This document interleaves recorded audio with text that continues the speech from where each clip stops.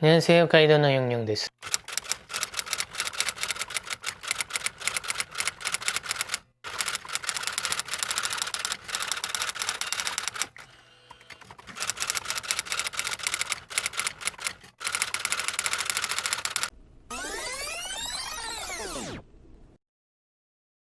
僕の YouTube のネタが切れることを常に心配してくれる共にまさぐると、またも新たなスターをデビューしてくれました。皆さんにこの左の人たちの偽善者たちを紹介するにあたって僕が一番気にしているのが、この人たちの偽善を当たり前だと思って普通に受け入れないようにすることです。この人たちの願いがそうじゃないかなと思うぐらい厚かましい顔で何が悪いってそれが当たり前だよって光の感覚に麻痺してはいけないからです。そうなってしまうと彼らは国民をもっと犬、豚だと思いもっと凶悪な不正を当たり前のように起こすはずだからです。僕が玉ねぎさんとして紹介したイヨング法務部次官。僕が日本のニュースを見てるときにイヨングが出て、もういよいよ日本の方でも玉ねぎ2、3まで紹介されてるんだなと思い恥ずかしいと思ったら文部大臣だった。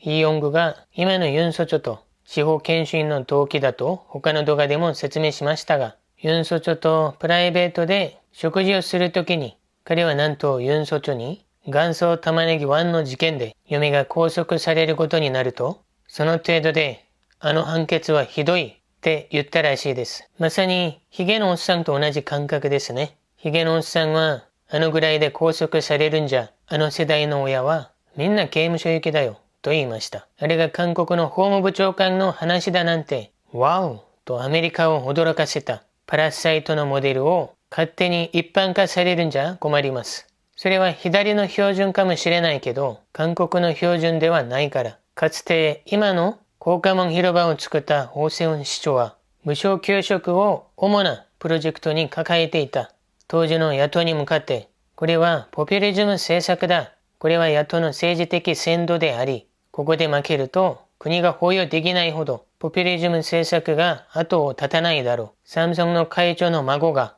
無料で給食を食べることだと猛反発し、総選挙と大統領選向けの野党のポピュリズム政策に負けると、韓国が崩れ去ることになると、彼は自分の市長職をかけて住民投票にかけ、自分が望んでいた投票率が出ないと約束通りに辞任しました。毒薬変じて薬になることもあるし、コロナ禍時代で世界が災難支援金という名目で共産国がやるポピュリズム政策を実施しています。コロナがいつ終わるかわかりませんが、今まで我々が覚えてきた資本主義だとか、ポピュリズムとかに関して概念を変えなきゃいけない時がすでに来ました。でも今回の話のポイントは、右派政治家である彼は、とにかく自分が言ったことに対してちゃんと約束を守ったということです。今はソウルの象徴になっている光化門広場を作った偉大なる功績もある。日本の河合法務大臣も問題があり3日で辞任しました。だが乾燥玉ねぎは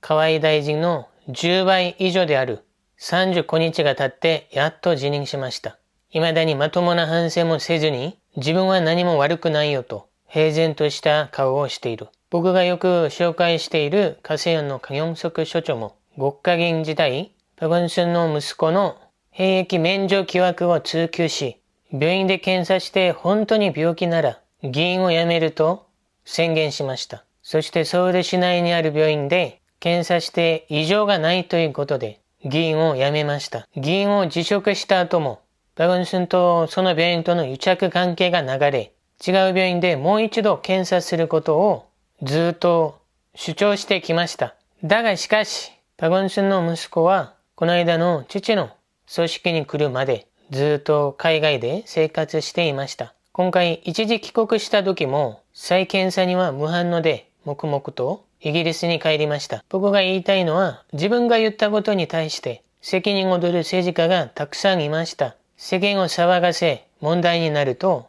謝罪をし責任を取って辞任する。それが今までは当たり前の流れでした。任期2年の検察総長の中で、また任期中、今回この疑惑が浮上し、世間を騒がせ、結局辞任しました。なぜなら高位公職の公務員の中でも一番道徳性が求められる検察総長、法務部長官だから、当時も左の政治家とも仲が良くて、左が猛烈にかばっていたが、結局、チェドンウ検察総長は辞任しました。人間は叩けばみんな誇りが出るけど、せめて検察総長と法務部長官が道徳性に問題があってはならないのです。当たり前じゃないですか。だがしかし、ムンサイナンの一人の人たちの厚かましさには本当にヘドが出ます。元祖玉ねぎの方からパラサイトに出るようなことを平然としといて、何も悪くないと、悪いことしてないから謝らない。みんなが一生懸命大学の受験の勉強をして、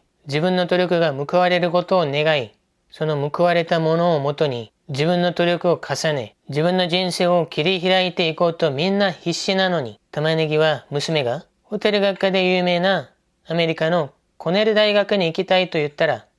パパが作ってあげるよ。どっちみち架空の経歴だから、気前よく3年間のインターンシップ経歴を偽造。嫁は自分の初就職先の履歴書まで平気で経歴を偽造。あとは自分の甥っ子を雇われ社長として使い、青瓦台の中にいながら国民のために奉仕することを考えるのではなく、ファンドで金儲けばっかり考えていた元祖玉ねぎ。他の人たちは1兆ウォン、1兆5000億ウォン、ファンドをやって私欲を肥やしてるのに、僕はこのぐらいで儲かってもないし、何も悪くないと未だに思っているようです。その後の中名も言うまでもなく、自分がまるで朝鮮時代のヤンバンカのように、自分の言うことを検察総長が聞かないと飼いならそうとしたが、自分の意のままにならなかった。中名の力が抜けたら、国の税金で K リーグでインターンシップをやっていて、特権が話題になっていた息子も、正規御用が水の泡になったようです。ユン・ソチョと中名の対決で、懲戒委員会まで開くのに反対して、法務部次官を辞めて出ていたコギヨン次官、その後入った法務部次官玉ねぎ3イヨング、後任になる法務部長官に選ばれたのは、なんと、カモメ・ジョナサン組のバクボムゲ。カモメ・ジョナサン組が日本でいう山口組のような全国組ではないです。彼が通っていた高校の周辺の組って感じです。この人、まず、1、去年の2020年11月、ヤイドで開かれた国会補正司法委員会で、現役大法官であるチェジェヒャン法院強制省庁に削減された予算を言及しながら、議員様、助けてくださいと言ってみて、切に願ってみてください。つまり予算案編成を握っているわしに頼んでみろと。今韓国で言うカプチリですね。日本で言う応募。助けてくださいよって言うと、助けてあげるよって言われた大法院は、その予算案を放棄、死を選びました。まあ心の中では、お前なんかにそんなこと言うくらいなら、死んだ方がマシだと叫んだでしょう。でもこの時までも、この人認知度があまりにもない人だったので、まあ、共にまさぐるとの人たちが、そうだよねって終わりました。2、自分の学生時代には、家が貧しくて、高校を中退して、検定試験で4世大学の法学部に入ったと、自分の自伝に書いてありますが、っていうか、自伝まで出すなんてすごいですね。読む人いるかなって思うけど、最近韓国ではこの一人の人たちのおかげで、自伝を読むのもなんかバカバカしくなってきました。こんな風に家が貧しいとコスプレをしていた人たちのほとんどがみんな大金持ちでした。代表的なのが正義のない正義とのシム・サンジョン。お兄さんたちが現代自動車の第一下請けでほぼ財閥レベルです。お父さんがスクラップを拾って生計を立ててるって言ったオゴドン・ジェン・ブサン市長は製鉄会社のお坊ちゃまでした。親が町で豆腐屋さんをやってるって言ったイ・ジョンヒは韓国の大手食品会社プルモンの第一下請けで従業員が数百人。このぐらいのレベルではないと思いますが、すでに財産の申告漏れが出て、4億ウォンの土地も所有しているってことが明らかになりました。3、これは問題になっているというより話題になっている話なんですが、身長が150を切ってるんじゃないかなっていうふうに言われてます。車の全高を考えて割って計算式が出たりしますが、背伸び靴を履いたとしても152じゃないかなって言われてます。そしてそのような彼の劣等感が応募に現れてるんじゃないかなと僕は思います。4、彼が高校を中退した理由。高校生の時にカモメ、ジョナサンという組に入っていたそうなんですが、同じサークルのメンバーが、よそのサークルのメンバーにボコボコになって帰ってきたから、仕返しでみんなで出動して映画のように集団乱闘をしたそうです。それで彼は学校の方から言われ、中退になってしまった。これは前代未聞です。不良出身の法務部長官です。これがムンサイナンのレベルです。これが今ムンサイナンが連れてこれる人材のレベルです。かっこいいね。5、テジャン市の飲み屋で酒を飲んで、お勘定の代わりに名刺を投げつけてきた。こんなささやかなことですね。ヤンバンが飲食店で酒飲んで金なんか払うか。6、2016年、司法試験制度の廃止を撤廃してくださいと頼みに来た司法生を、最初からいきなり胸ぐらを掴んで、お前ら誰の差し金で来たんだ。さっさと黒幕を吐け。びっくりして逃げる司法生を、小さい身長で追っかけてきて、またバッグを奪い、さっさと黒幕を吐け。と暴行を続けたそうです。